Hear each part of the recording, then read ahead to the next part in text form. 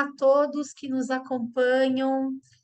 Lua nova no céu. Ah, lua nova no céu. Realmente lua nova no céu, né? Mas não é esse o texto. Vamos lá. Lua nova no céu da gravação do Rainhas do Lua nova no Sabá. céu da gravação. Lua nova em Sagitário, né? Tudo a ver, inclusive, né?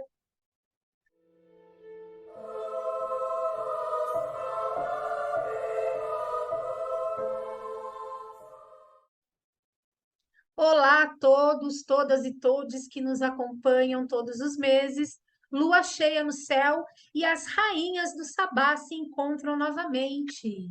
Primeiramente, vou dar as boas-vindas para as minhas queridas rainhas Lua Serena, Petrúcia Finkler. E nós três juntas damos as boas-vindas a Vesta Nox, nossa convidada para este Sabá.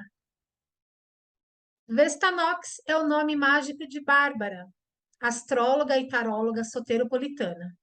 Sacerdotisa de Babylon e atual chanceler do Santuário de Babylon, Vesta procura trazer uma abordagem antropofágica, crítica e progressista de Telema e do ocultismo, buscando construir o novo Aion. Seja muito bem-vinda, Vestanox! Obrigada, muito feliz de estar aqui com vocês hoje. 93, 56 para todos que estão assistindo. 93.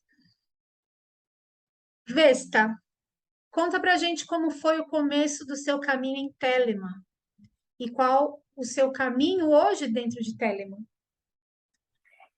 É, foi muito curioso, porque eu fui a criança esotérica, né? A única pessoa esotérica da família. Venho de uma família, assim, bem tradicional nesse sentido espiritual da coisa. Não tem ninguém que pratica bruxaria nem nada do tipo. Mas desde pequena, né, eu cresci nos anos 90, todo lugar tinha uma lojinha de gnomo, de bruxinha, etc. E eu sempre amei muito esses assuntos, né? Consumia tudo que estava ao meu alcance. Aí, na adolescência, eu passei por aquela fase clássica ateísta, que eu não queria saber de mais nada.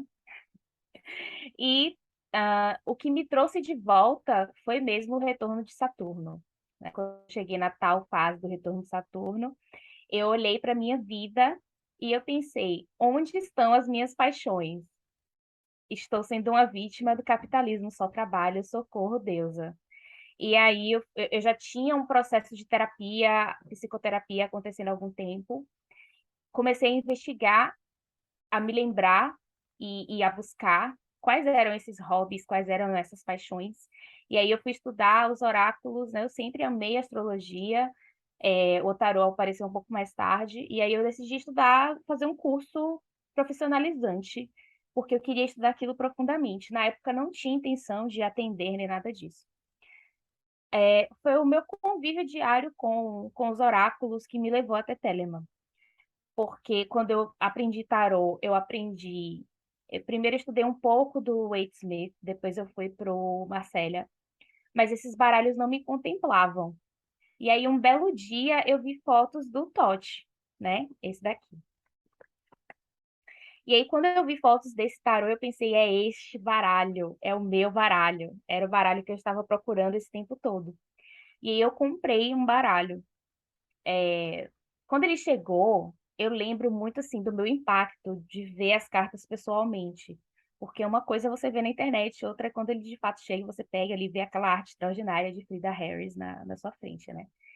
E para jogar bem o TOT, você tem que estudar Telemann. Então eu fui estudar Telemann muito mais interessada em jogar com esse tarô do que qualquer outra coisa. Mas foi a partir do momento em que eu comecei a estudar Telemann que uma chavinha virou e esse caminho espiritual que eu tanto buscava e não encontrava em lugar nenhum, sempre faltava alguma coisa, nunca senti aquela conexão de coração completa com nada. Eu senti isso quando eu cheguei em Telemann, né? Então, de cara, eu já tinha um monte de críticas, eu já discordava de um monte de coisa, mas mesmo assim, algo me tocou de uma forma diferente que nenhum outro caminho tinha me tocado antes. Então, A maioria das pessoas fazem o caminho contrário, elas chegam em Telema e vão aprender o tarô quando chegam num determinado ponto do desenvolvimento, que a maioria das ordens telêmicas exigem que você domine o tarô de Tote em determinado grau, né?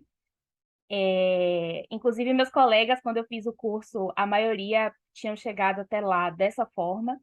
E comigo não, comigo foi o contrário. Eu cheguei no tarô primeiro, com a mente bem de oraculista, muito técnica, eu sou muito técnica no uso oracular. E a partir disso foi que eu mergulhei na filosofia, na religião e na Deus em si. Quando eu participei do primeiro ritual para Babylon, foi uma coisa muito doida. Eu chorei, eu me conectei de uma forma muito diferente também, que nunca tinha acontecido antes. Eu já trabalhava com outras divindades antes, mas nunca tinha sido tão avassalador, tão visceral quanto foi com Babylon. E naquele momento eu entendi que, de fato, era esse caminho mesmo que eu tinha encontrado. E hoje você faz parte da Eclésia Babylon, né? Isso, a gente tem essa instituição religiosa, né, que se chamava Eclésia, a gente mudou de nome recentemente. Agora a gente é o Santuário de Babylon, porque a gente se separou do grupo dos Estados Unidos e aí resolvemos mudar de nome, porque essa mudança ela veio acompanhada de uma série de mudanças de paradigma que nós entendemos que era um caminho que queríamos seguir, né, aqui no Brasil. Então, eu entrei no santuário Antiga Eclésia em 2021, ano passado. Eu estava 2020 ou 2021, foi ano passado. Uma amiga, minha irmã, né, da Eclésia Shin Valknut Germânia, ela me convidou para participar de um rito, né? Eu já tinha assistido algumas palestras, alguns eventos públicos e tal, já tinha achado interessante, mas eu não me imaginava sendo sacerdotisa, para ser bem sincera. Aí ela me convidou, ela falou assim, ai, vem ser oficial do rito, vai ser super incrível, você vai gostar da experiência, etc e tal. Eu joguei meu tarô, perguntei se eu deveria ir, saiu lá que eu deveria ir, e aí eu fui. E foi esse dia que eu chorei, que eu me conectei, que eu senti algo super diferente, foi realmente muito avassalador. E ali eu entendi que eu queria fazer parte daquele culto. Fui me aproximando do grupo, fui me aproximando das pessoas, percebi a seriedade de todo mundo que está ali, percebi a organização de todo mundo que estava ali e decidi fazer parte mesmo, né? E aí eu me ordenei ainda no ano passado, ou seja, eu sou sacerdotisa há pouquíssimo tempo, mas nesse um ano e pouquinho já aconteceu tanta coisa que parece que foi muito mais tempo. É, e essa conexão da verdadeira vontade, né? Tem uma citação muito famosa que o Crowley fala, mais ou menos assim, quando você vive a verdadeira vontade, você conta com a inércia do universo a seu favor. Então, quando você entra naquela frequência, tudo acontece de uma maneira diferente, de uma maneira fluida, de uma maneira inesperada por você, né? E aí eu digo a todo mundo, as pessoas, vai pedir a Deus, etc e tal. Eu falo assim, gente, nem precisa, porque na verdade os planos que ela tem para a gente são muito mais extravagantes e maravilhosos do que qualquer coisa que a gente pudesse imaginar. Então segue o fluxo, acredita e as coisas vão acontecendo. Foi o que ocorreu comigo, né?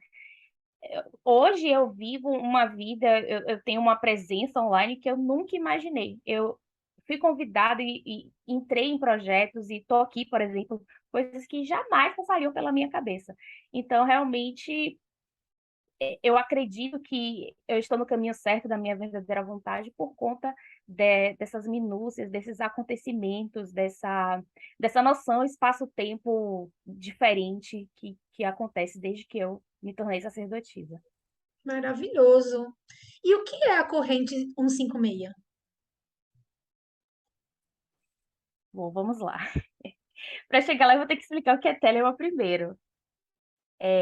Então, Telema, basicamente, é a lei. Faz o que tu queres, é de ser o todo da lei. Amor é a lei, amor sob vontade. Telema significa vontade em grego. A gente grafa vontade com V maiúsculo, porque a gente compreende que essa vontade não é o desejo mundano. Essa vontade é a sua conexão com esse seu lugar divino, nessa corrente do universo, na qual existe uma missão, algo reservado para você e que vai te colocar num lugar diferenciado de realização pessoal e de contribuição com a sociedade e o mundo. Isso é vontade, não é desejo. Então a gente grafa com V maiúsculo e amor é ágape, né? Não é eros, não é nada disso, é ágape, que é o amor divino.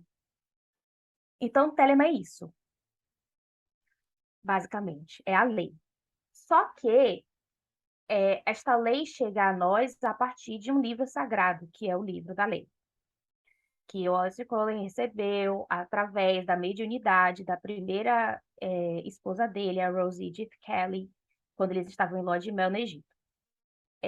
Sem Rose Edith Kelly não tinha Telemann, né? Porque foi ela que recebeu a comunicação dos deuses, foi ela que falou para ele, olha, a galera tá querendo falar com você, foi ela que corrigiu algumas coisas, né? Inclusive, em algumas páginas do manuscrito do livro da lei, é possível você ver a mão dela, ela corrigindo o que estava lá, né? Então, como a gente recebeu essa lei através de um livro sagrado, Crowley se tornando o profeta do novo Aeon, a partir disso, certas regras, né, certas convenções, os 4 pilares de luz, vida, amor e liberdade. Então, a gente pode caracterizar Telema como uma religião. Dentro dessa religião, eu diria que a gente está encaminhando assim para o que acontece em todo o movimento, na verdade, espiritual, que são as diferentes compreensões dessa religião, né? Então, existem vários cristianismos, por exemplo, existem várias correntes de Wicca, e estão existindo cada vez mais abordagens de Telemann. Então, dentro das abordagens de Telemann, existe uma muito especial, que é a corrente 156. Qual é a diferença dela?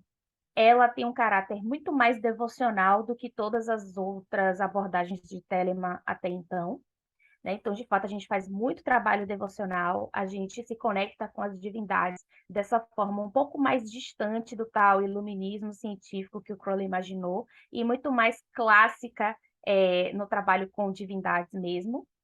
E essa divindade central da corrente 156 é Babylon.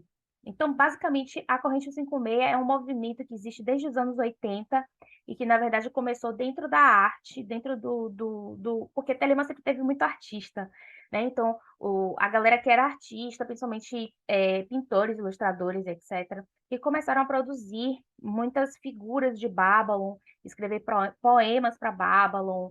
A gente tem alguns filmes feitos falando sobre Telemann também, que entra ali nesse limiar da corrente 156, e que, com o passar do tempo, acabou se estruturando mesmo como esses santuários, igrejas e templos dedicados a Babylon. Então, isso é a corrente 156. A gente tem Babylon como nossa figura central, e cada vez mais a gente desassocia esse papel de Crowley enquanto uma figura necessariamente central de base filosófica, né? É claro que os livros dele são extremamente importantes, mas a gente já tem agora outros escritores, outros pensadores e pensadoras, nos quais baseamos nossas práticas e que não necessariamente estão de acordo ou se assemelham ao que foi feito por ele e por outras pessoas de Telemann do século XX.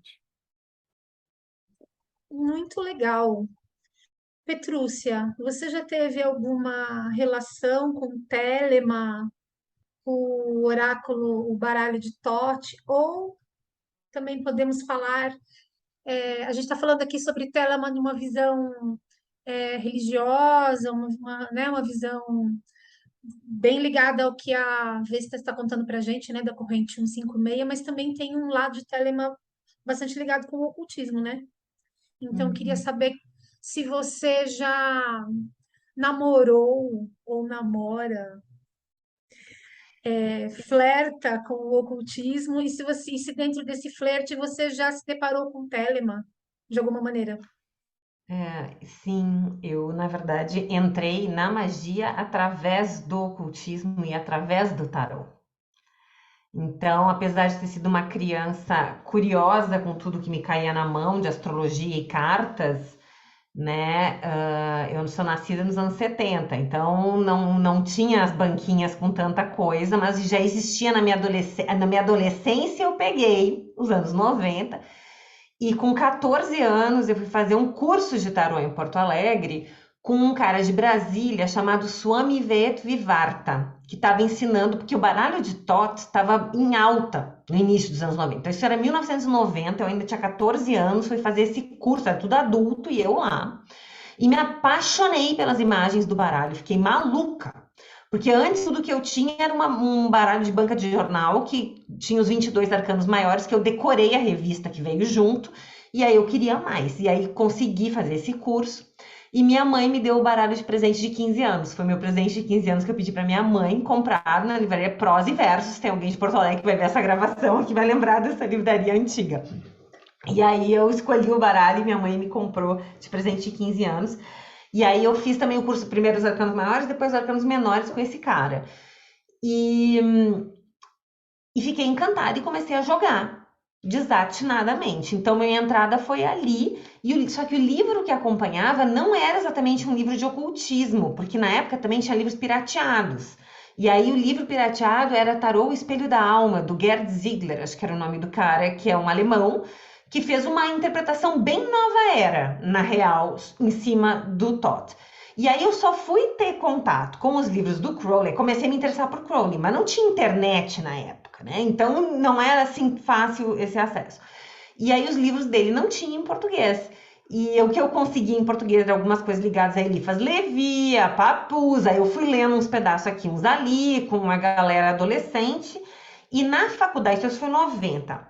Aí na faculdade de jornalismo, quando começa a internet, que era em DOS, né? Não tinha figurinha, eu ia para o Centro de Processamento de Dados da Universidade Federal do Rio Grande do Sul para usar um programa chamado TOC. Então, gente antiga como eu vai lembrar desse treco. Aí ia lá, ficava para não ficar usando de casa, que custava os tubos para usar internet em casa de gastar telefone. Aí eu ia lá e tinha um cara que apareceu para conversar que chamava-se Crowley, usava o nome Crowley. Aí eu disse, quem é esse? Aí comecei a falar com ele. Era um cara que estava numa escola técnica. Através dele eu conheci uma galera que estudava Crowley em Porto Alegre, isso 94, 95. E um deles dessa turma tinha um cartão de crédito internacional e já existia uma livraria internacional chamada Amazon. E a gente mandou vir livros. E aí o meu livro do Book of Thoth, né, o livro do tarô e o meu livro da lei vieram nesta remessa que chegou assim, mas eu entendia muito pouco. E apesar de amar as imagens e o tarô, eu acabei esbarrando com isso e fiquei só na superfície e nunca me aprofundei. E acabei mais adiante indo para outras coisas. Então, peguei essa parte do ocultismo, mas nunca foi esse o viés que falou como aconteceu no caso da Vesta. E nós temos várias similaridades, Vesta. Eu ouvi que você é geminiana numa outra entrevista, não é isso? Eu também sou geminiana. E achei interessante que para você o Saturno disparou esse caminho, eu também sou astróloga, disparou o caminho da verdadeira vontade. Te fez achar onde é que era, ele foi certeiro contigo, ele te colocou, olha, não é nada esse embaralhamento aqui, ó, é aqui, pá, né? E é difícil, às vezes, a gente chegar e tão prontamente cair em algo que é isso, né? Então, eu achei o tarô, achei aquilo tudo, sabia que era por ali, mas não tinha, não era tão claro, e também não era claro, não tinha telemitas no Brasil, talvez tivesse, mas não em Porto Alegre, ou não que eu tivesse acesso, né, naquele momento. Então, enfim, esbarrei e fiquei só por ali, informa várias das minhas visões, porque eu acabei estudando bruxaria depois com gente que foi telemita. Então, isso tem essa vontade com V maiúsculo, anjo guardião, li o Pergunte a Babylon do Lon Milo, né? Então, tem umas coisas que esbarram, assim, na minha história, mas não a fundo dessa maneira de jeito nenhum. E você, Lua, você já se deparou com Babylon, Telema, Legal, gente, tô adorando Thoth? esse papo, hein? Tô adorando. É um pouco parecido com a Petrúcia, né? comecei, na verdade, o tarô foi a minha porta de entrada para todo esse mundo mágico. A gente já nasce esquisitinho, e aí os caminhos eles vão se abrindo. E o tarô foi a primeira, né? Também muito, muito jovem, assim, criança. Com 14 anos eu tive o meu primeiro baralho também. E assim, e era de uma época em que a gente não tinha internet e tal, mas tinha a revista Planeta. E a revista Planeta, ela era uma publicação que era uma mistura de muitas coisas esotéricas. Então, misturava desde ufologia com ciganos, com, né, um monte de coisa. E era o máximo, eu amava aquilo. E tinha uma amiga da minha mãe que ela fazia assinatura na revista Planeta. Então, ela sempre me emprestava. Então, assim, eu amava aquilo de um jeito, assim, que é aquela coisa já de sempre, né? E aí eu me lembro que eu lembro, ó, a primeira vez que eu travei contato com o Telema foi na revista Planeta, falando sobre Crowley. E aí, olha que interessante, eu acho que tem uma questão que pega pra gente que é mulher, quando fala de Babylon, né? Aquilo já deu um negócio assim, né? Ou Ah, que esse nome da legal. Mulher Escarlate, né? Nossa, que legal, né? E aquilo foi.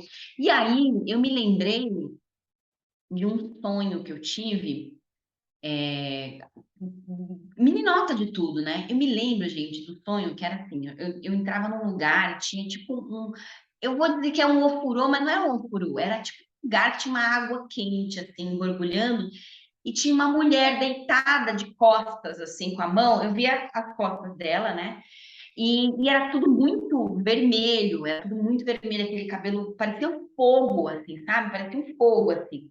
E eu lembro que eu chegava perto dela, assim, e aí eu tocava, e quando eu tocava, era estranho, porque as mãos dela se tornavam serpentes, assim. E ali, eu era criança, né, gente? E ali a gente fazia amor, né? Naquele momento. E aquilo sempre me marcou, esse sonho foi muito chocante, assim, para mim, porque eu era criança, era pré-adolescente. Então, quando eu falar o Babylon, assim, eu lembrei na hora desse sonho, mas que da minha, que quietinha, né? Falei, nossa, que legal. Mas passou, muitas coisas, né? Como a Petrúcia muito trouxe, assim, muitas coisas vão chegando e tal. Nos anos 90, internet, né? Aí pude colocar a internet em casa, ainda era escada, né? Então era super caro. Depois da meia-noite a gente entrava para falar com o pessoal, né? Porque era mais barato. E comecei a conhecer muita gente. E era uma época que nós já falamos aqui no Rainhas, muito diferente do que era hoje. Porque era meio que o ambiente da revista Planeta Online. Então era uma mistura de um monte de coisa e eu achava maravilhoso, porque a gente aprendia muito, né? Então, numa lista de discussão de bruxaria, uma das pessoas que eu conheci era, ele se dizia telemita, mas eu nem sei se ele foi, porque Telema em si não me atraiu muito, né? Mas toda vez que falava de Babylon, é aquela minha veia do feminino, né? Toda vez que falava dela, assim, aí eu já ficava meio assim. E eu lembro, inclusive, que esse meu amigo, perdi contato com ele, né? A gente foi num ritual público que o Claudinei Prieto fazia lá no Ibirapuera, e eu me lembro que numa música que ele cantava sobre Inanna, esse meu amigo cantava Babylon ao invés de Inanna, né? Eu me lembro disso, assim, e aquilo também me chamou a atenção. E eu lembro que nessa época, um amigo meu me deu de presente o livro de Tote, que é do baralho, né? E eu achei o máximo, porque já conhecia de tarô, já tinha um aprofundamento, e eu achei assim fantástico. Quando ele traz na carta da temperança, que ele vai falar de Diana, que é uma deusa que eu amo muito, né? E aquilo me encantou muito, me encantou bastante, mas eu nunca fui aprofundar especificamente. O ocultismo sempre esteve presente na minha vida. Como você, Petrúcia, a vontade com V maiúsculo, é uma influência que a gente recebe, porque a gente trava contato com isso, mas não foi para onde eu enveredei. Enveredei, esse chamado, assim, foi muito mais para um caminho de paganismo. E eu queria até depois, que, Cássia, você falar da sua experiência também, eu queria que você, Vesta, falasse para a gente, assim, o que você compreende na Telema, você, o seu caminho, não sei como vocês falam, é uma espécie de paganismo? Vocês se consideram pagãos? Como que é isso para você? É uma pergunta que eu tenho, assim, né? Ou se não se consideram, como que é isso para vocês? É uma curiosidade que eu tenho. Eu enveredei para esse caminho, mas tenho em Babylon um carinho muito grande, um tum-tum no coração sempre que fala dela para mim. Quando a Cássia trouxe desse assunto, assim, eu falei, ai, que legal, a gente vai falar disso, porque é aqueles assuntos que são guardados com carinho, né, na nossa bagagem. Então, essa foi a minha trajetória. E você, Cássia? Olha, a primeira vez que eu tomei um contato um pouquinho mais próximo foi quando também, muito entusiasta dos tarôs e tal, eu comprei um baralho de Tote. E eu não tinha, assim, conhecia a Telema muito pouco, assim, de uma maneira extremamente superficial. Eu acho que na mesma época, assim, no meu caso, anos 2000, a gente ouvia, inclusive, geralmente a gente ficava meio assim com os telemitas, né? Que é aquela conversa de faz o que tu queres, né? Amor é a lei. Às vezes ali no Orkut aquilo ali funcionava de um jeito meio nefasto, né? Não era tão legal assim, né? Como hoje a gente vê muitas vezes, né? Tinha muita ali gente tentando se aproveitar ali dessa historinha de Telemann, e as pessoas às vezes tinham assim meio que um preconceito com o telemita por causa disso, né? Mas aí eu comprei o Desculpa, Cássia, e baralho. é só pela música do Raul, né? Do Raul com o Paulo Coelho. Também. Mas tinha uma galerinha que falava, né, Ô, que Cássia, eu tipo, lembro até que algumas pessoas, tu falou isso é verdade, eu lembro até que algumas pessoas chamavam de Teletubbies, né? tinha, nossa, era meio zoado, assim, eu vou dizer que era meio zoado. O pessoal que se colocava como telemita na época, que era meio zoadinho nesse aspecto, né? E aí eu comprei o baralho, mas assim, eu não consegui me conectar com esse baralho. E eu olhava aquelas cartas, já tentava jogar com elas, e eu olhava aquilo e falava, gente, não rola isso aqui, o que que é isso, né? E um dia eu resolvi dar o meu baralho, que hoje em dia eu me arrependo muito, porque o meu primeiro tarô do Tote tinha os três magos. E eu dei para uma amiga que colecionava, tal, não sei o quê, tinha uma ligação forte ali com Hermes e tal. Eu falei, ah, fica para você e tal, beleza, desencanei. Muitos anos depois, eu comecei a me interessar de novo. Eu não sei nem como, gente, que isso aconteceu. Eu tô aqui tentando puxar pela memória, mas não consigo. Porque foi que eu me interessei em ler o livro da lei. Sei lá, ele apareceu como dica no Kindle e estava de graça, sei lá. E aí eu fui ler o livro da lei e eu fiquei profundamente encantada com principalmente os dois primeiros capítulos do livro da lei, que é o capítulo de Nut e de Hadith, né? E eu fiquei assim encantada com aquilo. Eu comecei a ler tudo o que tinha possível dentro da minha limitação de não estar conversando com outros telemitas, né? Porque eu ainda estava assim meio só interessada, mas comecei a ler matérias em sites internacionais, li o livro da lei mais de uma vez, comecei a tentar entender, ver vídeo no YouTube. Aquilo realmente me chamou muita atenção. A partir desse interesse, eu estudei cabala, fiz um curso de cabala, e aí também de hermetismo. E aí eu comecei a entender melhor o baralho de Tote por causa disso, né? Mas ali esbarrou um pouquinho numa coisa que depois eu vou querer que a gente vai falar a respeito, que é justamente esse lado muito judaico-cristão de um setor de Telemann, né? Que é muito ligado com a cabala, né? Com às vezes até a utilização de nomes e divindades e tal, e termos, né? Muito ligados ao judaico-cristão, e confesso que acabei achando aquilo meio. Aí eu comprei outro baralho, que é esse aqui que eu tenho hoje, e, e aí eu comecei a estudá-lo, comecei a entendê-lo melhor e tal. E aí foi essa minha incursão aí nessa questão. Então, na verdade, o meu interesse por Telemann me levou a estudar algumas coisas de ocultismo que eu não tinha estudado antes, não. Foi diferente de vocês. Sobre Babylon, e aí depois a gente vai ouvir a Vesta falar também, né, sobre, mas já que a gente já entrou nesse assunto, né, eu, eu sinto, eu sinto uma atração, assim, por Babylon. E uma vez, estando em um ritual despretensioso, inclusive na Casa Panteão da Petrúcia, a gente estava ali com fogo e tal, e eu senti muito forte a presença de Babylon.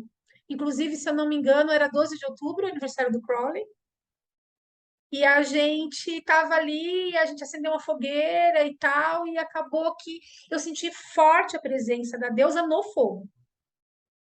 E foi bastante impactante para mim, embora eu não tenha seguido nada naquele momento. Eu acredito que eu ainda um dia vou ter interesse de me aprofundar um pouquinho nessa divindade, porque eu sinto que de alguma maneira ela me chama. Vesta, quer falar um pouquinho sobre a questão do paganismo que a Lua comentou?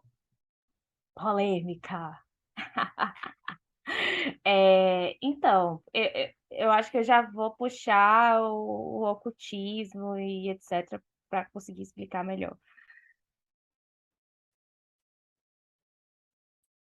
A gente tem uma questão, né, em Telemann, que até hoje ainda é um ambiente muito masculino, branco, rico e heterossexual, né? E Telemann vem de uma herança ocultista que, apesar de já ser diferenciada, porque ali a Golden Dawn já era diferenciada, ainda estava muito atrelada a essa cultura masculinista mesmo, que é masculinista, não tem outra palavra. Então, é muito doido para pensar nisso. Eu estava até falando sobre isso semana passada no episódio do Mayhem, que ao mesmo tempo a gente tinha o ápice da caça às bruxas, né? Na época ali das grandes navegações, século XVI e tal, a gente tinha acontecendo concomitantemente o ápice da Inquisição e grandes ocultistas nas cortes europeias fazendo ritos, oráculo e etc.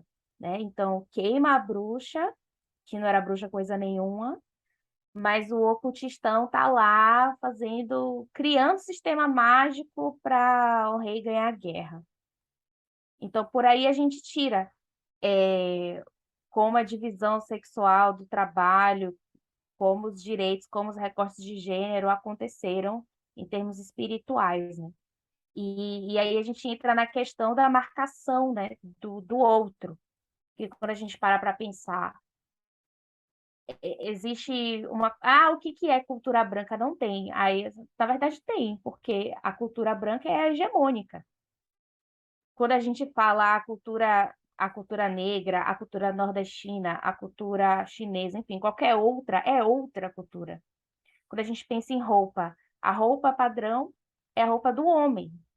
Então, por isso que não tem tanta roupa de homem, variedades. Quando a gente pensa na roupa feminina, a roupa feminina é marcada de gênero, e aí o homem não usa, porque ele é o hegemônico. Da mesma maneira, o ocultismo é o hegemônico dentro da magia. E a bruxa é a outra. E isso perdura tanto na psique, no inconsciente coletivo, como queira chamar. E a gente chega no século XIX com caras sendo extremamente misóginos, como um Papos da vida, que são as grandes influências do Crowley. E aí Crowley foi uma pessoa traumatizada pelo cristianismo, que cresceu numa família louca, numa família de pessoas fanáticas. Ele se chamava de besta 666, porque a mãe dele dizia que ele era a besta, o que é escandaloso se você pensar que uma pessoa que era fanática cristã chamar o próprio filho de besta é escandaloso, né? Qualquer criança ser chamada de besta, mas enfim.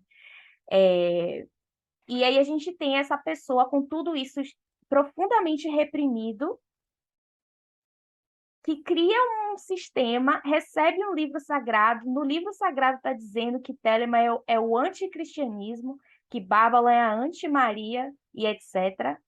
Mas quando ele vai criar o sistema dele, ele não consegue escapar da sua própria psique, da sua própria história, do seu próprio contexto sociocultural. E aí ele cria sistemas clássicos ocultistas completamente baseados no rosacrucianismo, no hermetismo, na cabala, no cristianismo, no gnosticismo, etc. E aí, isso se perdura em Telema, porque houve um apagamento sistemático das mulheres. As mulheres em Telema sempre tentaram dar uma fugidinha dessa história, porque isso não nos contempla.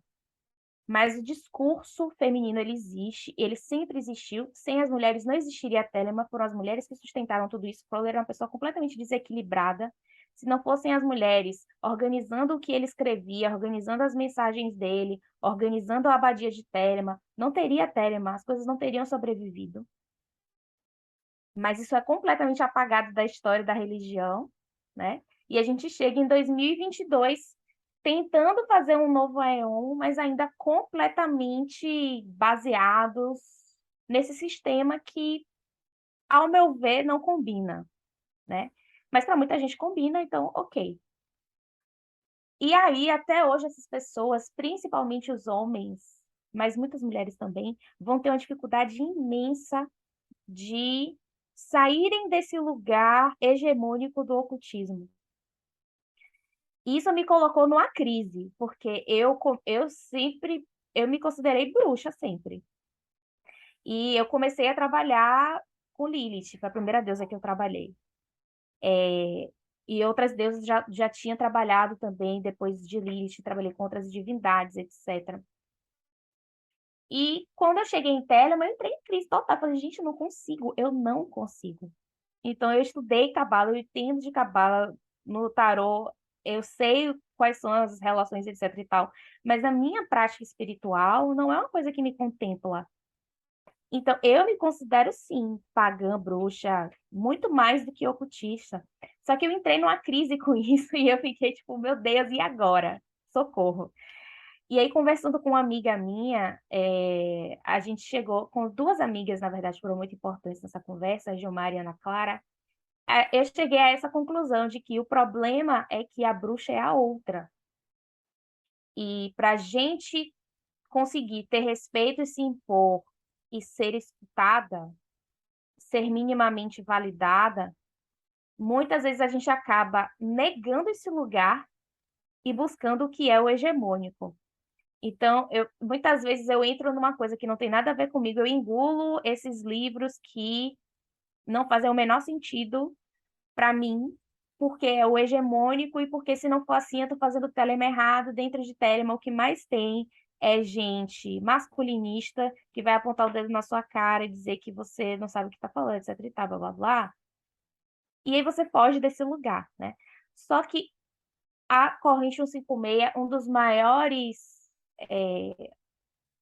um dos maiores benefícios que ela trouxe para a Telema foi propiciar a existência de mulheres escritoras e propiciar o resgate de alguns discursos que já iam por essa linha mais pagã. Quando você pega, por exemplo, uma Rosalind Norton, ela tinha uma prática completamente pagã dentro de uma lógica telemita, e a gente começa a fazer esse resgate, a gente começa a ter as nossas próprias ideias, a gente começa a finalmente ver pessoas que assumem esse posto de pagãs e telemitas, de bruxas telemitas, e que vão repensar outros sistemas, que vão tirar Crowley desse lugar sagrado que não pertence a ele. Ele é apenas um canalizador, apenas não, né? Ele é um grande canalizador, um grande pensador, foi um grande mago, mas ele não é santo, não é Deus e não tem que estar num pedestal. E a gente não tem que seguir o sistema dele porque ele foi o primeiro a criar um sistema telemita. Então, isso tudo é muito recente, né? E agora as pessoas estão assim, saindo do armário, entendeu? E se revelando pagãs e bruxas dentro dessa religião. Mas ainda é um assunto muito delicado e incipiente. Porque, por exemplo, eu sei que a minha prática não vai por esse caminho. Mas, então, por qual caminho vai a minha prática? Está em construção, né?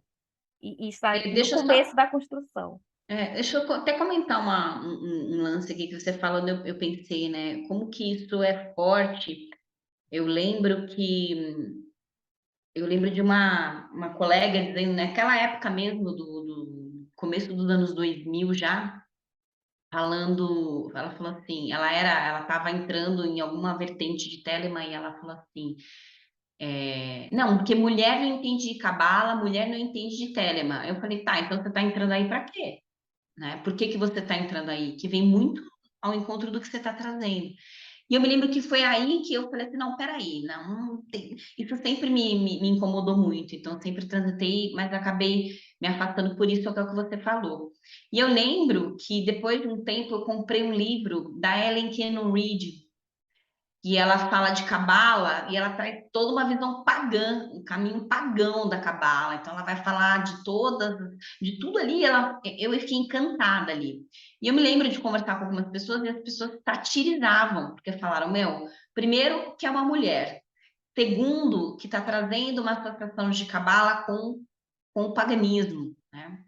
E a Ellen Kennon Reid, em português, tem 2 livros. Tem o Tarô das Bruxas, da Ellen Kennon Reid, que é bem ligado à Cabala, e tem o Caminho de Cabala, né? A Cabala das Feiticeiras.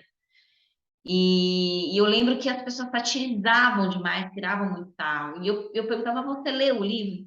Né? Não, mas né, nem li, mas sabe assim, então leia o livro. Mas não adianta, né? É bem difícil. Você citou Rosacrucianismo, e eu fui parar na Morte, querendo mais, beber mais. E ali dentro eu sofri várias questões, assim, muitas coisas, gente, assim, ao ponto de falar assim, não, as mulheres, elas não... Primeiro tem aquele discurso da própria maçonaria que a gente não precisa, né? Não, as mulheres não precisam disso. Mas na Rosa Cruz eu ouvi ocultistas ali dentro falarem, e de alto grau de lá, falarem que a gente não conseguiria acompanhar, uma visão muito de papi, muito, de que a gente não conseguiria acompanhar, de que a gente não conseguia. Então, gente, e eu tô falando de assim, cara, eu tenho 43 anos, né? Então, assim, o que vocês estão fazendo, o caminho que vocês estão abrindo nessa veia aí, cara, é pra gente tirar o chapéu mesmo, porque não é fácil, não é. A gente, e aí eu digo, eu acabei caindo e me tomando de amores, me considerando pagã, porque era um local onde eu me sentia mais respeitada, né? Onde eu me sentia mais respeitada sendo fêmea. Então, parabéns, eu tiro o chapéu para vocês que estão abrindo aí no facão essa trilha, viu? E é muito doido porque, assim, mulher não entende de cabala, mas o maior clássico de cabala contemporâneo é da Dion Fortune, Exatamente. né? Né? E a Fogo, Dion gente. Fortune foi uma mulher que foi uma das poucas que conseguiu não ser apagada, né? E apesar dela ter 500 mil problemas, e ela tem mesmo, a gente tem que valorizar o que ela fez, e principalmente porque ela criava livros e sistemas para mulheres. Então, ela pensava na mulher dona de casa que queria mexer com magia. E a gente está falando de 100 anos atrás, né? Então, isso era louvável. E é o que eu sempre digo: as mulheres nunca são perdoadas, porque todos os homens têm 500 mil problemas, mas ninguém aponta os problemas deles, né? Mas John Fortune, todo mundo escrutiniza, né? Demoniza a criatura. As pessoas se sentem muito à vontade de apontar onde É, uma mulher errou, né?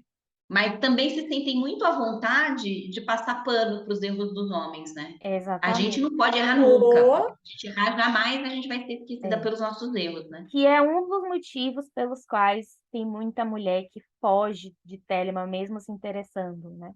Que é, eu compartilho completamente do medo de errar, do medo de falar e ser ridicularizada, é, dessa crença que existe de que não existem defeitos ali, tá tudo perfeito, lindo e maravilhoso. Então, se você não se encaixou, o problema obviamente está em você, né? E não no sistema.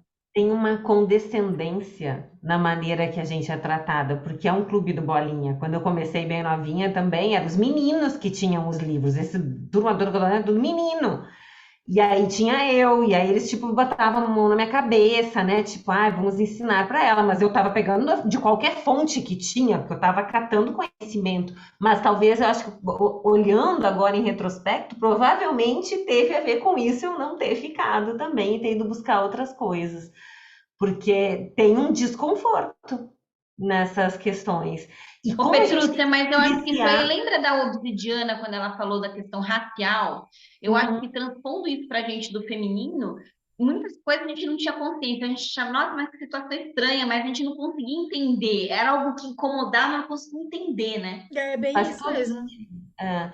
E também como a gente tem que ficar atenta a não cair nessa balela de ouvir a crítica a uma mulher e achar realmente o trabalho dela é menor. Verdade. Por Porque às vezes que a é gente mesmo menor? cai, a gente mesma A cai. gente cai. Nossa, o policiamento é constante mental. Até quando a gente sai um pouquinho de Telema e daqui a pouco eu quero voltar nessas autoras que a Vesta falou assim por cima, né?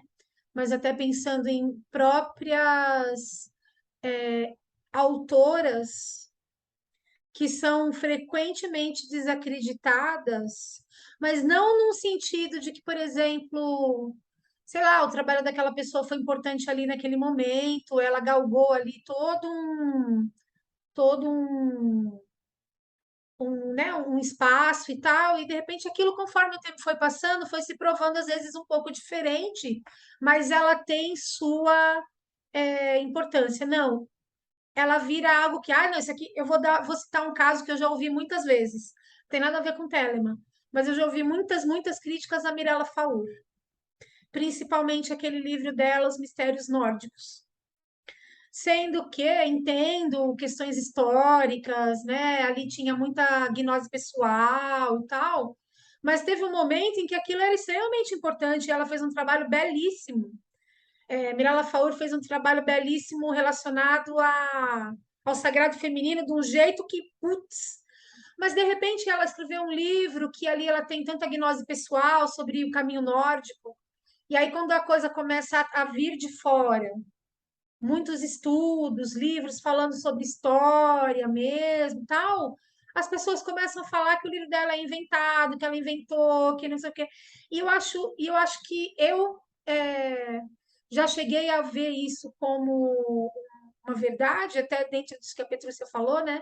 No sentido de falar, ah, não, né? Ah, putz, a mulher fez um negócio errado. E depois de um tempo comecei a parar para pensar de que, putz, gente, vamos parar, né? Porque tudo bem, você pode escrever uma coisa hoje que depois de um tempo se prove outra, mas vamos dar importância, né, para essas mulheres, porque E a se vertente hoje a gente está nórdica aqui também, né, dizendo, Cássia? oi? A vertente nórdica também tem lance aí Sim, é verdade. Mas com... eu penso assim, né? Tipo, se a gente está aqui, por exemplo, hoje achando o máximo esse caminho que a Vesta e outras estão trilhando e abrindo aí um espaço, também essas da lá, John Fortin, que ela comentou, a Mirella, eu estou tentando lembrar o nome de uma super famosa dentro da bruxaria e eu não estou conseguindo, não tá, o nome está super sumido Eu na minha achei cabeça. muito legal que a Vesta estava Mas, falando de como que as mulheres dão sustentação e organizam o trabalho do é, grande mago. E a Doreen Valiente foi uma pessoa que fez isso. A super. Doreen organizou o livro das sombras, a Doreen organizava tudo, a Doreen botou a Escreveu a carga da poesia deusa dentro, de uma É. forma Mas botou quem é o compreensível. pai da bruxaria poesia. moderna? Então isso acontece, né? Mas eu tô realmente muito encantada de te ouvir falar, Vesta, porque essa história de vocês estarem, de ficar sabendo que há uma revolução acontecendo, chega a dar um quentinho.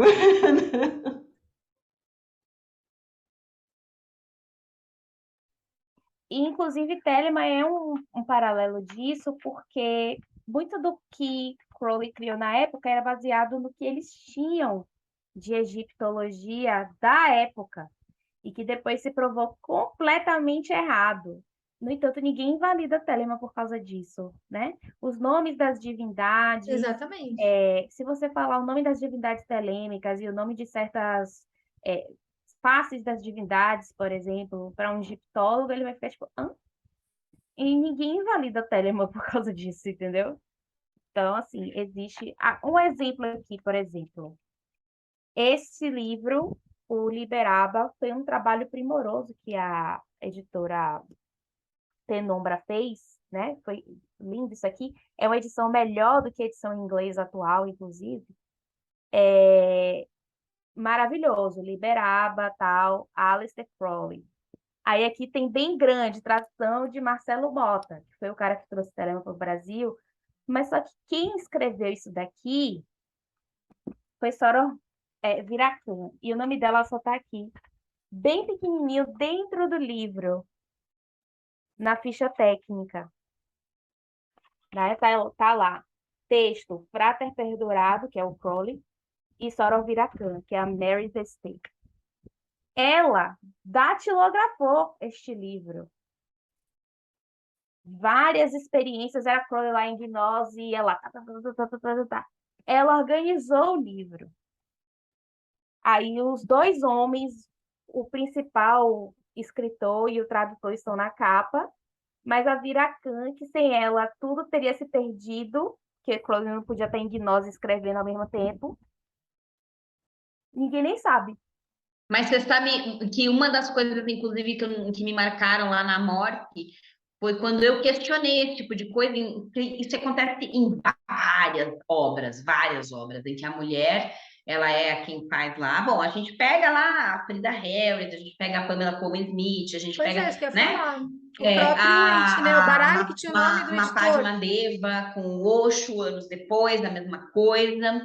E eu questionei isso, e aí eu lembro que um cara lá, ele falou, e eu era mais jovem, né? Na época eu tinha uns 30 e poucos anos, né? E ele devia ter uns 50. Ele virou para mim, igual você falou, Petrúcia, tipo, sabe, bater a mãozinha na cabeça? E falou assim: não se preocupa, vocês têm um papel muito importante. Aí eu falei: o nosso papel é fazer tudo para que vocês brilhem, então. E a gente tem que ficar quieta. Ele falou: não, você não está entendendo, sabe assim? É Aí não dá, né, forte. Lua? Não dá, cara. E aí você pega, por exemplo, essa coisa o papel da mulher escarlate, que não precisa ser uma mulher, tá? Spoiler. É uma função mágica que não tem gênero nem sexo. É, e isso também vira essa forma de ser, sei lá, como é que eu posso chamar isso? Chauvinista. É, não, você é a grande iniciadora dos mistérios, mas você não vai até o último grau da ordem, entendeu? Porque a sua função é iniciar o cara nos mistérios. Aí ele chega nos últimos graus da ordem, mas você não. O templo maçônico, né? O templo A maçônico é OTO o é corpo da assim, né? mulher. A Vocês OTO é sabiam assim, disso? né? Não sei se vocês sabiam disso. O templo maçônico é o corpo da mulher. E Não isso eu sabia. vejo vários problemas. Dá para a gente problematizar muito com relação a essas coisas, né? Pois é. E aí, assim, tá lá no livro da lei, a mulher escarlate, todo o poder é dado, ela que carrega a espada de Harcourt, etc. Mas, tipo assim, somente agora é que essas coisas estão sendo problematizadas. É, e sempre ficou muito claro que Mulher Escarlate é uma função mágica. Então, a gente tem um dos livros mais importantes do Crowley, que é o livro o 418, A Visão e a Voz, que é onde Babylon, de fato, aparece, né? E esse livro ele foi possível porque o Crowley trabalhou com a Mulher Escarlate, que foi um homem, né? Então, a Mulher Escarlate desse livro é um homem, é o Victor Neuberg. Porque o que é a Mulher Escarlate? É o veículo da divindade, é a pessoa que tem a mediunidade. Então, o Crowley nunca teve essa mediunidade. Inclusive, a esposa Ele dele foi a primeira, né? isso. A Então, ele primeira precisou esposa. trabalhar com várias pessoas, homens e mulheres, que tinham essa mediunidade. Então, essa é a função ali da Mulher Escarlate, é acessar o mundo depois do véu que a besta, que é a contraparte, né? A outra parte da magia sexual ali, não consegue acessar. E fica muito claro que não necessariamente são mulheres, né? Só que é o problema do léxico em Telema, que é muito sério. né? Assim como a coisa da prostituta sagrada, que é uma tecla que eu bato o tempo todo. Que eu acho absurdo, tipo assim, muita gente hoje em dia já questiona esse cristianismo em Telema, etc. Mas todo mundo continua usando prostituta sagrada.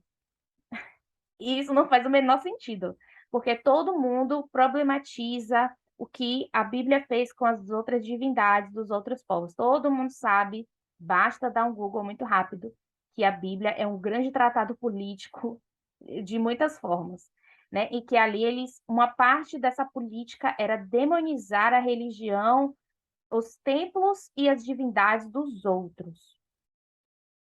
E Babylon é isso. No livro do Apocalipse, fica muito claro que o que está acontecendo ali é um paralelo entre a Babilônia e Jerusalém, sendo Babilônia a perdição e Jerusalém a cidade santa. E aí, por isso que ela é chamada de prostituta sagrada. E aí todo mundo fala assim, não, vamos recuperar as divindades, né? Tipo, os demônios que estão na Grécia, na verdade, são os deuses antigos, né? Aqueles deuses enormes, importantíssimos. Mas quando chega em Babylon, aí não. Aí é prostituta mesmo, né? E com isso é sempre importante frisar que eu não estou demonizando trabalhadoras que precisam vender o seu corpo porque elas são vítimas. Mas o que eu estou dizendo é que claramente é um lugar específico, patriarcal, marginalizado e negativo, este lugar, né? E aí o que acontece é uma fetichização da divindade, é uma diminuição da divindade, é uma cristianização mesmo, é uma visão totalmente fetichizada, pornificada da divindade, em que ela sai desse lugar sagrado extremamente poderoso que ela tem para ficar num lugar menor, né? Menor.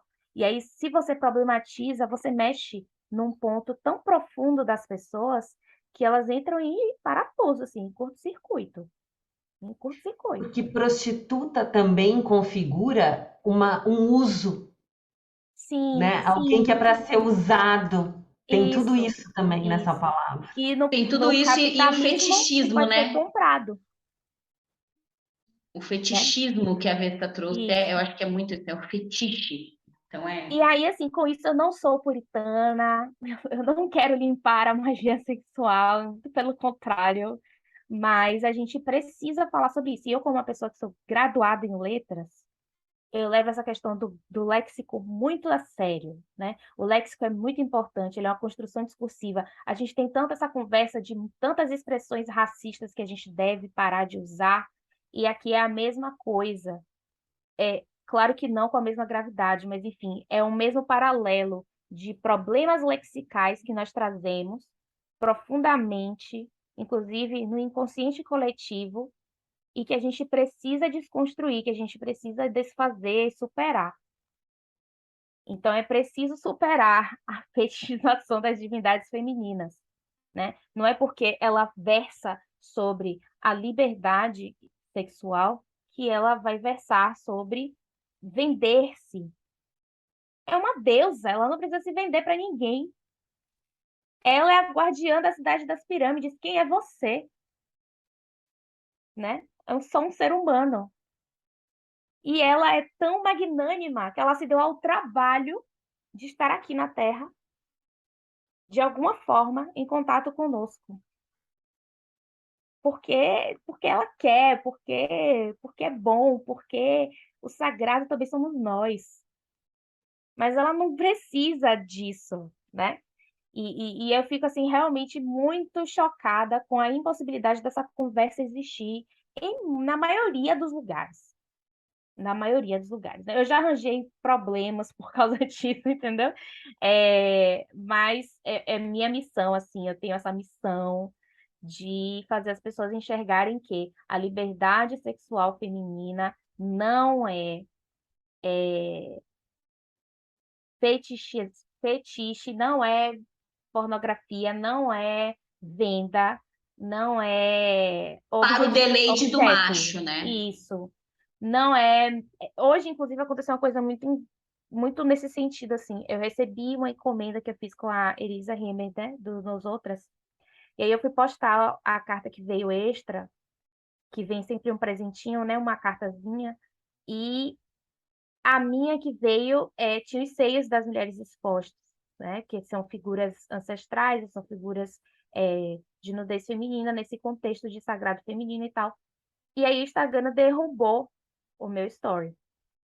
Mas o que a gente mais vê no Instagram são contas extremamente violentas, problemáticas e, e de nudez, de coisas terríveis e de até outros crimes mais graves. E o Instagram não faz nada, Uma né? pessoa esquartejada você pode mostrar sem problema. Pois é. E aí, assim, se for uma mulher sendo hipersexualizada, aplaudida pelo patriarcado, aí pode. Mas a nudez de uma mulher ancestral, fora do padrão, que está ali representando a humanidade sagrada da mulher, aí não pode. E é exatamente isso que a gente faz quando a gente trata a divindade como prostituta. Tipo, primeiro que a gente está colocando ela nesse lugar que é a margem da margem da margem da nossa sociedade.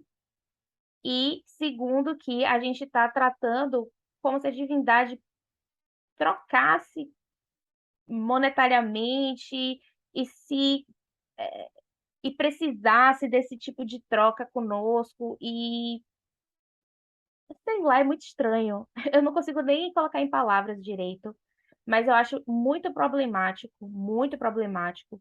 E e como é difícil conversar sobre isso, porque a gente sempre cai naquele lugar, como vocês comentaram, da ridicularização, de dedos apontados, tipo, ah, você está falando isso porque você não entende nada. Ah, você está falando isso porque você é uma conservadora, uma ridícula, uma sei lá o quê, sabe? Que é esse tipo de coisa que as Não pessoas manja fazem, nada de falam. Telema. É uma infeliz, né? É sempre para esse lugar, para o ad hominem que vai. E nunca é para conversa, para argumento, porque não tem argumento. Incrível.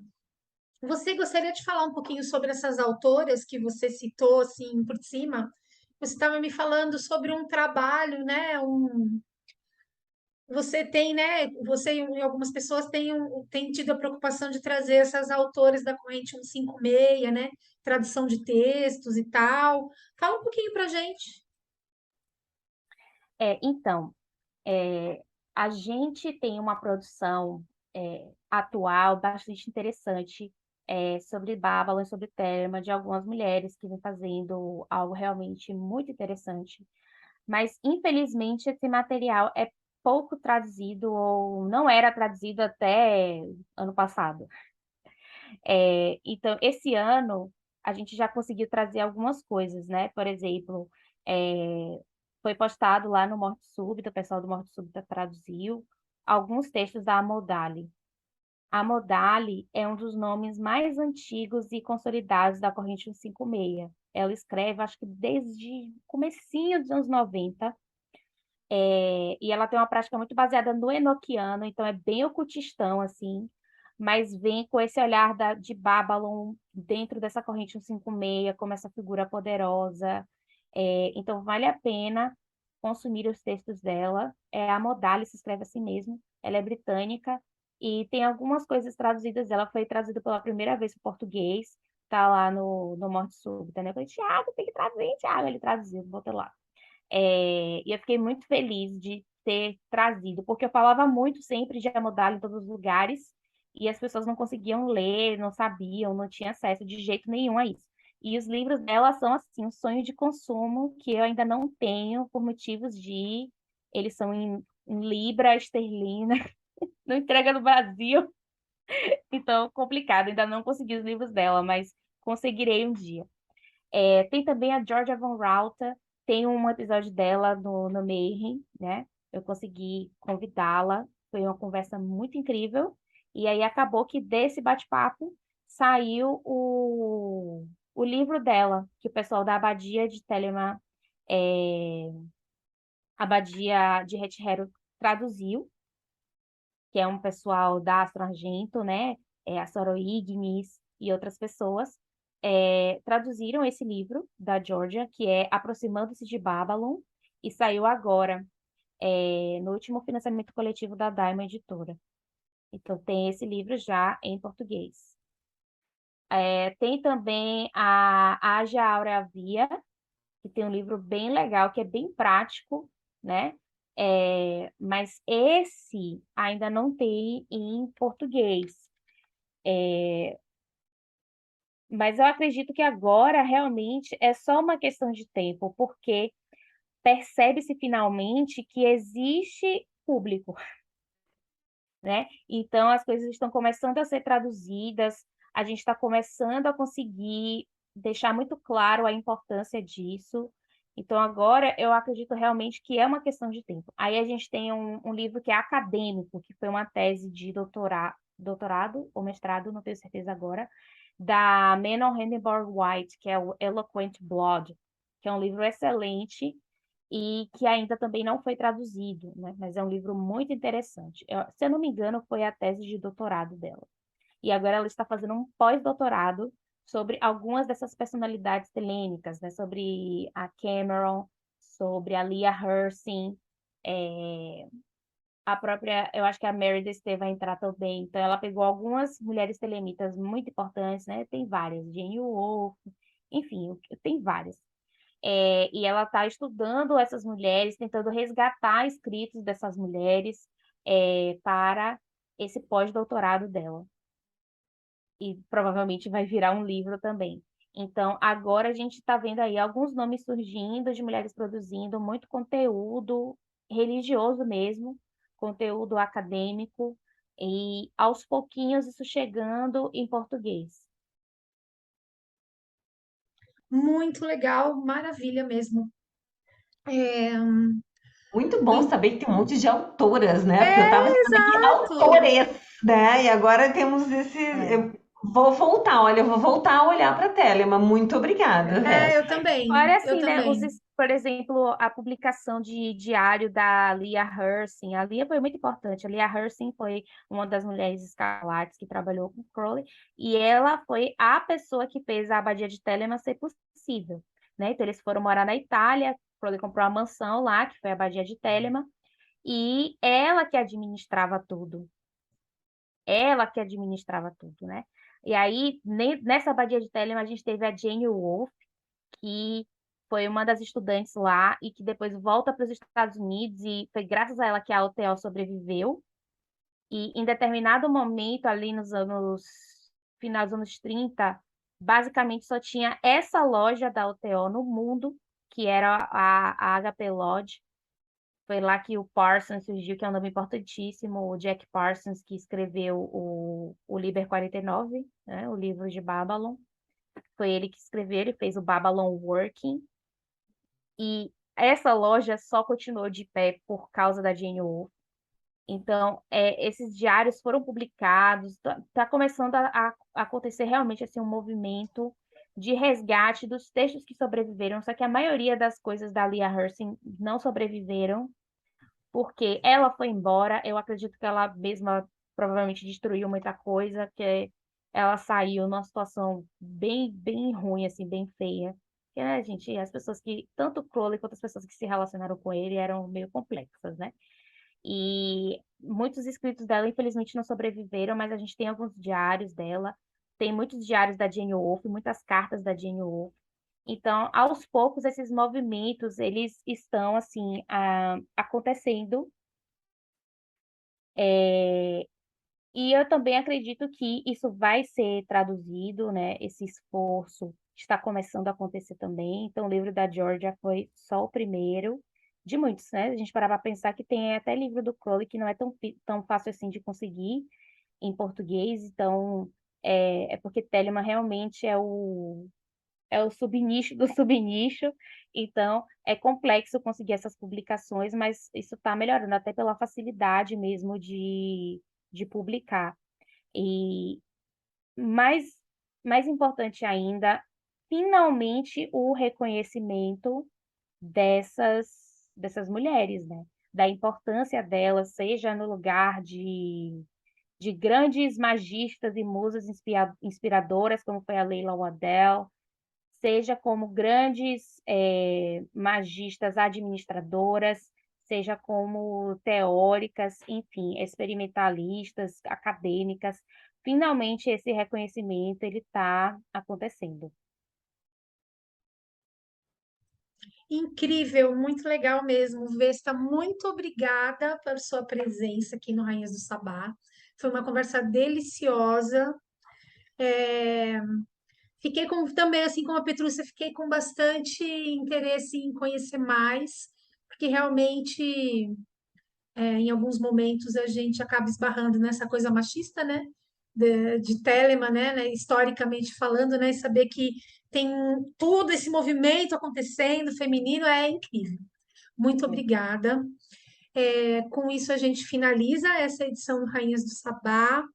Obrigada pela participação de todas e de todo mundo que está assistindo a gente. E na próxima lua cheia a gente volta. Um beijo.